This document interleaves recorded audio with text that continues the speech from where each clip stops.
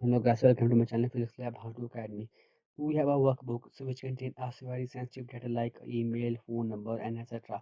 And we don't want anybody to open it without a password, or in case if we lose the file. So even that in that case nobody can open it.